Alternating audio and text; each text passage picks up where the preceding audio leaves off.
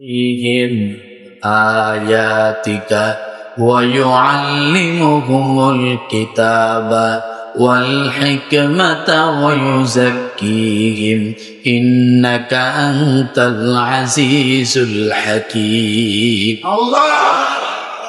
চারটা উদ্দেশ্য ছিল কয়টা?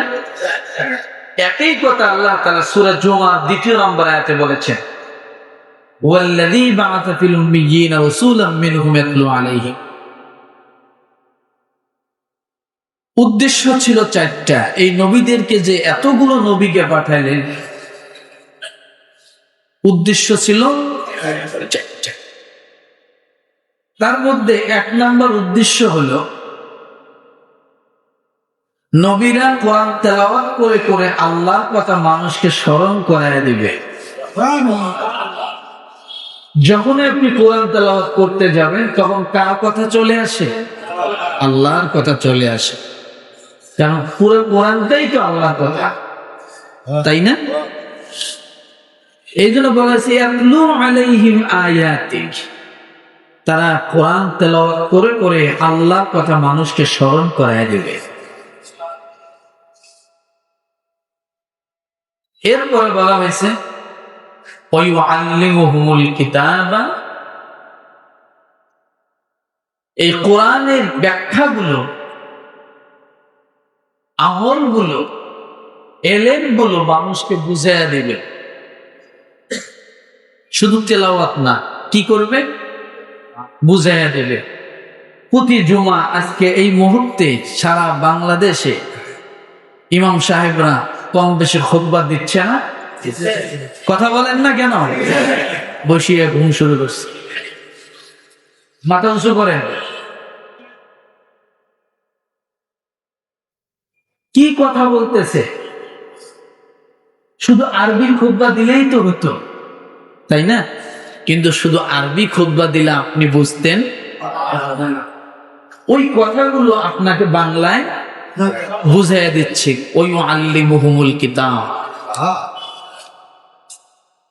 আপনি বুঝতে পারেন জন্যই তো আপনার জন্য আমল করা কি হয়? সহজ। তৃতীয় নম্বরে নবী পাঠানোর উদ্দেশ্য ছিল ওয়াল হিকমা।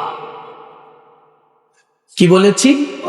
ওয়াল হিকমা। হিকমার ব্যাখ্যা আমি দিয়েছি। হিকমার ব্যাখ্যা হলো সামঞ্জস্যটাকে ঠিক রাখা। কি রাখা? ভারসাম্যতাটাকে কি করা? ঠিক রাখা।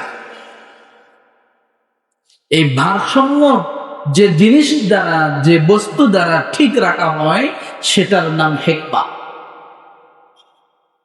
যেটার উদাহরণ আমি দিয়েছি না রোজার মাসে? হিকমা কাকে বলে বলেন তো দেখি, কার মনে আছে? একটু এই যে আলহামদুলিল্লাহ মনে আছে। আপনি 1 কেজি আলু নিয়েছেন, 1 কেজি গোশত নিয়েছেন, 1000 গ্রাম পাবেন, এটাই বাস্তবতা নাকি? কিন্তু গোশতর দোকানে, আলুর দোকানে, তেলের দোকানে আপনাকে 1000 গ্রামের থেকেও একটু ঝুঁকে একটু বেশি দেয় কি না? দেয় না? ওই যে যেটুক বেশি দিল ওইটুকের নাম কি? কারণ ওইটুক না দিলে আপনি ওই দোকানে যাবেন না, ওই দোকানে নিবেন না। বলবেন লোকটা অনেক কঠিন, কাটায় কাটায় মাপ দেয়, একটুকু বেশি দেয় না। আর আমরা বেশি পাওয়ার জন্য আমাদের প্রবণতা বেশি, আমরা কম পেতে চাই না। এটার নাম কি? হিকমা। ইসলামের মাঝে ব্যালেন্স ঠিক রাখার জন্য হিকমা দরকার। আল্লাহর পরিচয়ে ব্যালেন্স ঠিক রাখার জন্য কি দরকার? হিকমা দরকার, ইলম দরকার। চতুর্থ নম্বরে নবী পাঠানোর উদ্দেশ্য হলো ওয়ায়ুযাক্কিহিম। চতুর্থ নাম্বার যে কাজটা, যে কাজের জন্য আল্লাহ নবী পাঠাইছেন, যে উদ্দেশ্য নবী পাঠাইছেন, সেটা হলো অপবিত্র দিলগুলাকে পবিত্র করা। অপবিত্র দিলগুলাকে এটা কার কাজ? নবীদের কাজ। কার কাজ? নবীদের কাজ। অপবিত্র দিলগুলাকে কি করবে? যেমন আল্লাহ তাআলা বলেছেন ওই ব্যক্তি সফল কোন ব্যক্তি সফল? সূরা মুমিনুনের প্রথম দিকে আল্লাহ বলেছেন, ওয়াল্লাযীনা হুম লিয-যাকাতি ফাঈলুন।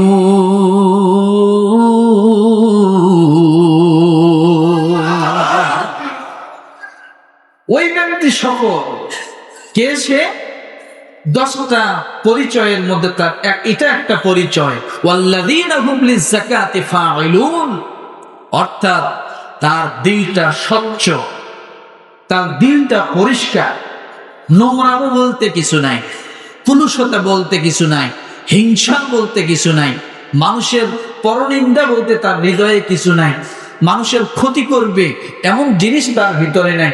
এমন হৃদয় যার আছে, আল্লাহ বলেন সে ব্যক্তি সফল। সে ব্যক্তি কি? সফল। আর এই সফল যে লাভ করবে, যার হৃদয়টা স্বচ্ছ থাকবে, আল্লাহ তাআলা তার কথা বলেছেন। আল্লাহ তাআলা বলেন, ইল্লা মান আতাল্লাহা বিকলবিন সালিম, যে ব্যক্তির কলবটা কলবে সালিম হবে। কি সালিম হবে?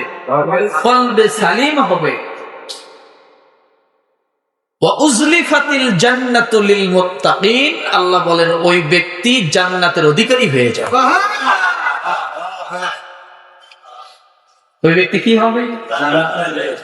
ওই ব্যক্তি জান্নাতের অধিকারী হবে। 19 নম্বর পানায়া আল্লাহ তাআলা এই কথা বলেন। তাহলে 4টে জিনিস পেলাম। নবীদেরকে আসার জন্য, কোরআন তেলাওয়াত করে মানুষকে শোনাবে আল্লাহর স্মরণের জন্য। দ্বিতীয় নম্বরে মানুষকে এগুলার শিক্ষা দিবে, হালাল হারাম ভালো মন্দ শিক্ষা দিবে। তৃতীয় নম্বরে ইসলামের জন্য সে যেন ব্যালেন্স ঠিক রাখে, আল্লাহ এবং রসুলকে এর মাঝখানে সে যেন ব্যালেন্স ঠিক রাখে, এজন্য আল্লাহ তাআলা হিকমা শিক্ষা দিলেন। চতুর্থ নম্বরে আল্লাহ তাআলা কেন এগুলা দিলেন? আল্লাহ তাআলা বলেন মানুষটাকে পবিত্র করার জন্য আমি আল্লাহ এগুলা দিলাম। এখন কি নবী আছেন? আসল জায়গায় কেবল ঢুকলাম। এখন কি নবী আছে? নবী নাই। তাহলে নবীদের